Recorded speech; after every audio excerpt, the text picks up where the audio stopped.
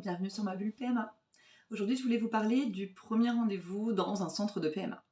Donc la dernière fois, on a vu quand on se préoccupait d'un souci d'infertilité potentielle et à partir de quand prendre un rendez-vous dans un centre PMA. Donc peut-être que vous stressez en vue de ce premier rendez-vous. Moi qui suis plutôt d'un naturel zen et positif, il m'avait vraiment impressionné ce premier rendez-vous. À l'époque, j'avais moins de 30 ans et j'avais peur qu'on nous reçoive en nous disant: «Oh, vous êtes jeune, vous allez essayer encore pendant bien 2-3 ans, puis revenez nous voir après, hein». Je nous avais même mis la pression sur la façon de nous habiller pour avoir l'air mature, responsable. En fait, pour moi, j'allais passer un espèce d'entretien d'embauche. Alors qu'en fait, pas de panique, les médecins sont vraiment là pour vous écouter, pour vous aider, pour trouver une solution. C'est un partenariat qui va commencer entre vous et les équipes médicales de la PMA. Ensuite, pour le jour J, donc si ce projet concerne un couple, le mieux c'est de venir tous les deux. Ça vous permettra de poser vos questions au fur et à mesure qu'elles vous viennent à tous les deux, et d'être à deux pour entendre les réponses, parce qu'il se peut qu'il y ait quand même pas mal d'informations dans tous les sens lors de ce fameux premier rendez-vous. Alors, quelques conseils pour préparer ce premier rendez-vous. Déjà, on en avait parlé la dernière fois, pensez à anticiper ce rendez-vous. Certains centres ont des délais longs de rendez-vous, donc si vous ne voulez pas vous manger 3 mois de délai dans la vue, anticipez. Ensuite, pour gagner du temps, faites-vous peut-être une petite fiche avec un maximum d'informations. Quelle était votre contraception auparavant ? Quand est-ce que vous avez commencé? Quand est-ce que vous l'avez arrêté? Depuis quand êtes-vous en essai bébé? Posez-vous la question aussi de la fréquence de vos rapports. Et pensez à bien apporter tous les résultats d'examen que vous avez pu faire auparavant. La question de la fréquence des rapports vous paraît peut-être bizarre. Il faut effectivement se préparer à ce genre de questions. Pas que les médecins décident de rentrer dans votre intimité, mais ils ont quand même besoin d'avoir certaines réponses qui font partie du champ de l'intimité.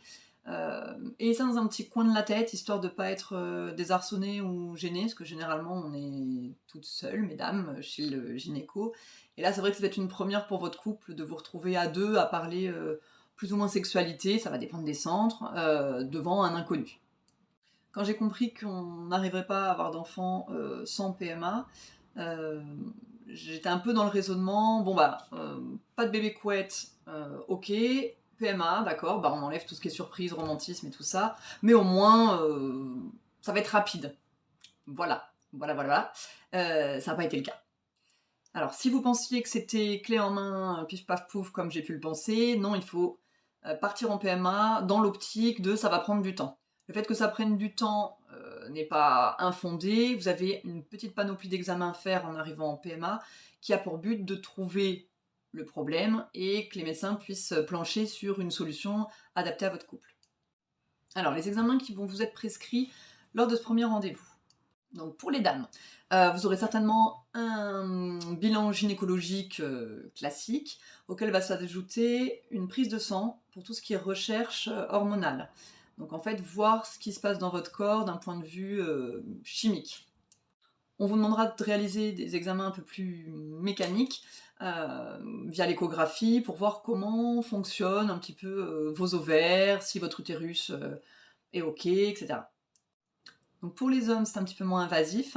Grâce à un spermogramme, donc un recueil de sperme, les médecins pourront analyser s'il y a une infection quelque part, pourront décompter le nombre de spermatozoïdes et voir leur mobilité, leur survie également. Alors, je rappelle que je ne suis pas médecin, que tout ça est basé sur ma petite expérience, mon petit long parcours. Donc, normalement, je vous raconte pas de bêtises. Maintenant, vos médecins vous expliqueront tout ça mieux que moi. Alors, peut-être que dès ce premier rendez-vous, on commencera à vous dresser la liste des différents protocoles qu'il existe en PM. Pour ma part, je choisirai une vidéo dédiée à ces protocoles. Donc au début, clairement, on est un peu perdu. Beaucoup de termes qu'on connaît pas, on n'est pas forcément des spécialistes en biologie de la reproduction, donc tout est un peu confus, se mélange à ça une bonne année souvent d'attente, de frustration, d'espoir. N'hésitez pas à rappeler aux médecins que oui, c'est la première fois, que oui, vous comprenez pas tout de suite, mais c'est pas votre métier en fait. Donc la plupart des médecins, surtout formés à de la PMA, sont à l'écoute de leurs patients Si jamais c'est pas le cas, si le courant passe pas avec votre médecin, vous changez de centre. Vous allez rester en contact avec la PMA un petit paquet de mois, le moins possible bien sûr j'espère, mais il faut être lucide. Donc si le courant passe pas avec le médecin, c'est déjà suffisamment contraignant ce parcours. Si vous y allez à reculons, c'est absolument pas bon. Donc on est maître de son projet, c'est vous qui gérez, c'est votre corps, c'est votre projet. Voilà, j'espère que je vais pouvoir vous aider justement pendant tout ce parcours et vous apporter des petites précisions par-ci par-là, des conseils et du soutien. Ciao!